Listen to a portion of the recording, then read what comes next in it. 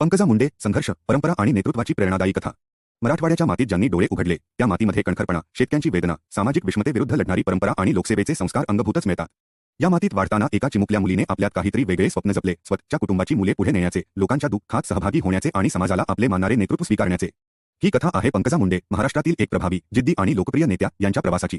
एक बालपण, परंपरा, संघर्ष आणि संस्कार. पंकजा मुंडे यांचा जन्म विद्यमान राजकारणातच नव्हे, तर सामाजिक चळवळींच्या गर्भातून झाला. त्यांचे वडील गोपीनाथ मुंडे हे ग्रामीण भागातील जनतेसाठी आवाज उठवणारे अत्यंत लोकप्रिय नेता होते. त्यांच्यामुळे घरात नेहमीच जनतेच्या समस्या, शेतकऱ्यांच्या अडचणी, महागाई, पाणीटंचाई, सामाजिक न्याय आणि शिक्षणाबद्दल चर्चा चालू असत. ही वातावरण मुळातच पंकजाच्या आयुष्याला दिशा देणारी ठरली. गोपीनाथजींना विवाह सोहळे, बैठक, राजकीय सभा, शेतकऱ्यांचे प्रश्न असंसक्त असायचे. पण या धकाधकीच्या जीवनातही ते आपल्या मुलांची शिकवण देत. लोकांची सेवा हीच देवाची सेवा, हा धडा पंकजांनी लहानपणीच मनात कोरला. गावात जाणे, शेतातील माणसांशी बोलणे, त्यांच्या दुःखदुःखात उभे राहणे, पंकजाला याचे अनोखे आकर्षण होते. मुलींसाठीही नेतृत्वाचा मार्ग उघडा असू शकतो हे त्यांना वडिलांनीच दाखवून दिले. 2. शिक्षण आणि घडणारा नेता. पंकजा मुंडे यांनी शिक्षणाच्या काळातही पुढाकार घेणे, टीममध्ये काम करणे, समस्या सोडवणे यावर अधिक भर दिला. त्यांचा स्वभाव तडफदार असला तरी मन अतिशय संवेदनशील, लोकांची वेदना त्वरेने जाणवणारे. शिक्षण पूर्ण झाल्यावर त्यांच्यासमोर 2 मार्ग होते. 1. घरची राजकीय परंपरा पुढे नेणे. 2. किंवा स्वतःचा स्वतंत्र मार्ग निवडणे. परंतु काळ जसजसा गेला तसतशी त्यांना वडिलांच्या कामाचा अर्थ, जनतेच्या प्रेमाची ताकद आणि सामाजिक जबाबदारी समजायला लागली. त्यांनी राजकारण निवडले, पण केवळ सत्ता मिळवण्यासाठी नाही, तर सेवेची संधी म्हणून. 3. राजकारणात प्रवेश आणि नव्या प्रवासाची सुरुवात. पंकजा मुंडे यांनी महाराष्ट्राच्या राजकारणात प्रवेश केला आणि पहिल्या दिवसापासूनच जनतेतील त्यांच्या लोकप्रियतेचे दर्शन घडू लागले. त्यांच्या भाषणातील दमदार आवाज, तर्कशुद्ध मांडणी आणि ग्रामीण भागातील समस्या त्यांना जवळून माहीत असल्यामुळे त्या त्वरेने लोकांशी जोडल्या गेल्या. अनेक जण म्हणत असही मुंडे साहेबांची मुलगी आहे, पण तिच्यात एक स्वतंत्र ओळख निर्माण करण्याची क्षमता आहे. त्यांची प्रतिमा लढाऊ, स्पष्टवक्ती, धडाडीची आणि निर्णयक्षम अशी तयार होऊ लागली. 4. मंत्रिपद आणि कार्यकाळ. महाराष्ट्रात मंत्रिपदाची संधी मिळाल्यानंतर पंकजा मुंडे यांनी जनतेसाठी अनेक उपक्रम सुरू केले. त्यावेळेस बालविकास, महिला सक्षमीकरण, पोषण, गर्भवती माता, बालकांचे आरोग्य अशा महत्त्वाच्या विभागांची जबाबदारी त्यांनी सांभाळली. त्या प्रत्येक गावात गेल्या की लोकांशी तासनतास बोलत.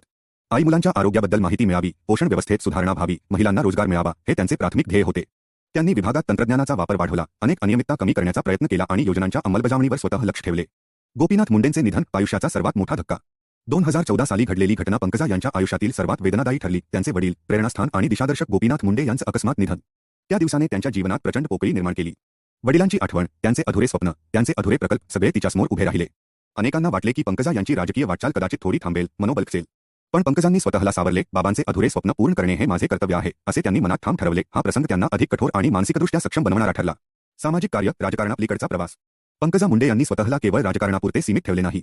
त्यांच्या कुटुंबाची परंपरा होती सामाजिक न्याय आणि जनतेच्या भल्यासाठी काम करणे. त्यांनी शिबिरे, आरोग्य उपक्रम, जलसंधारण, पोषण, रोजगार निर्मिती, शैक्षणिक मदत असे अनेक प्रकल्प सुरू केले. जिल्ह्यातील अनेक तरुणांना त्यांनी मार्गदर्शन केले. महिलांच्या प्रश्नावर त्या खुल्या मनाने बोलत, त्यांना प्रोत्साहन देत. 7. बीड जिल्ह्यातील मजबूत नेतृत्व.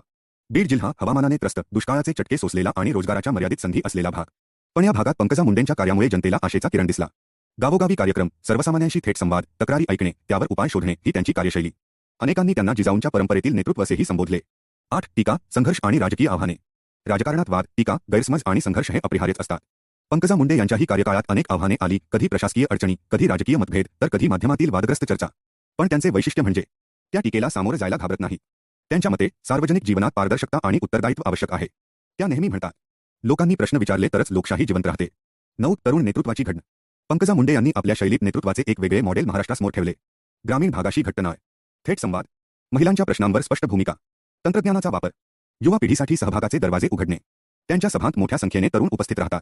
अनेक मुलींना त्यांनी राजकारणात पुढे येण्यासाठी प्रोत्साहित केले. सामाजिक कार्य. राजकारणापलीकडचा प्रवास. पंकजा मुंडे यांनी स्वतःला केवळ राजकारणापुरते सीमित ठेवले नाही.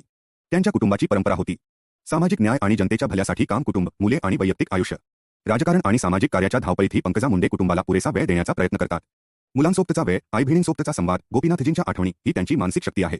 त्यांच्या मनात एक ध्यास आहे, कुटुंबाची परंपरा आणि वडिलांचे मूल्य जपायचे. 11. सार्वजनिक मान्यता आणि प्रेम.